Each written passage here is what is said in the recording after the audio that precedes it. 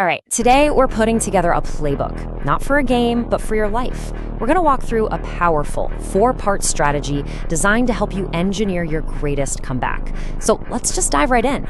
It really all boils down to this one question. How do you actually do it? How do you bridge that gap between where you are right now and where you know you're capable of being?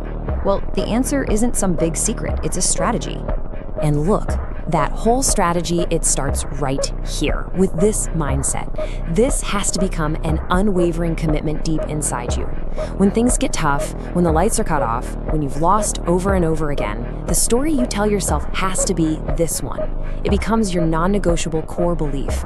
So where do we even begin? Well, the very first step in any real comeback is remembering what it is you're even fighting for. It's all about reawakening that ambition, that dream you might have buried under years of being practical. And this right here, this just nails it, doesn't it? It shows how we kind of go backwards as we get older. As kids, our dreams are just out there. They're pure, they're limitless. But as adults, we put all these governors on them. They have to be responsible or realistic. Your comeback starts the moment you decide to tear down those walls you build yourself. But here's the thing.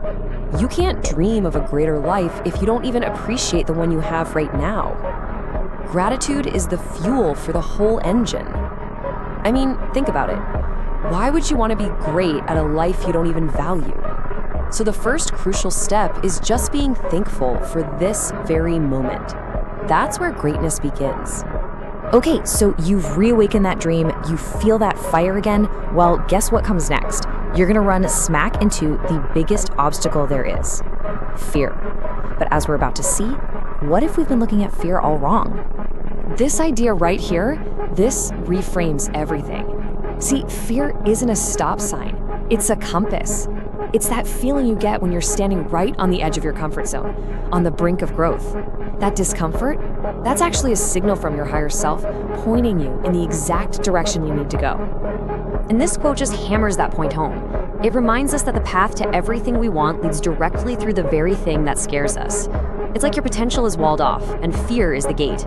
The only way in is straight through. So how do you get through that gate? By closing this gap. That little moment of hesitation, you know the one, between knowing you should do something and actually doing it, that moment can stretch into a lifetime. The first battle against fear is won by shrinking that time to 0. Just take the action now. Okay, mindset is locked in, you're ready to use fear as your guide. Now comes the part that isn't so glamorous. Now comes the work. This isn't about one single heroic leap. It's about the quiet discipline of just showing up, day after day after day. We have this idea that you have to find your passion, but the truth is, you don't find it, you create it. And here's the formula. You start something, and you're terrible at it, you just suck. But you put in the work, and you start to get good. And then something funny happens. You discover you actually like it. The passion comes from the confidence you build, simply by stacking one good day on top of another. And let's be real, there are no shortcuts here. This is the simple, unavoidable truth of anything meaningful. Whether it's learning an instrument, building a company, getting in shape, the prize is always on the other side of a whole lot of hard work. You have to learn to embrace the difficulty. And that work, it takes time, a long time. This number you see, 10, this is a bit of a reality check. Because real life-altering comebacks, they often take a decade. They are forged over years and years of uncertainty, rejection, and just plain suffering. Patience isn't just a virtue here, it's an absolute requirement. Now, with that foundation of discipline firmly in place, we can finally turn to the deepest work of all, healing your past and taking back control of your own narrative. This comes from the Japanese art of kintsugi, and it's such a perfect metaphor for our lives. Your scars, your failures, your past mistakes, they don't make you broken. They're the cracks that, when you heal them with love and intention, actually make you stronger, more beautiful, and so much more valuable. No matter what has happened to you, no matter what chapters other people have tried to write in your book, you have to remember this simple, powerful truth. There are thousands of empty pages still ahead of you, and you, and only you, hold the pen. You get to decide how the rest of the story goes. A huge part of rewriting that story is getting your head around this weird paradox.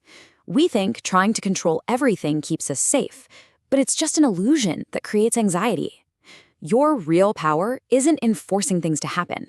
It's in mastering your response to whatever life decides to throw at you. Letting go, that's where you find your real strength.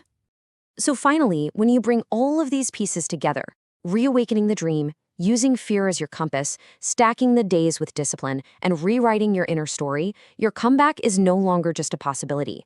It becomes an inevitability.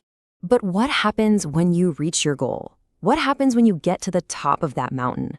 This beautiful Haitian proverb gives us the answer.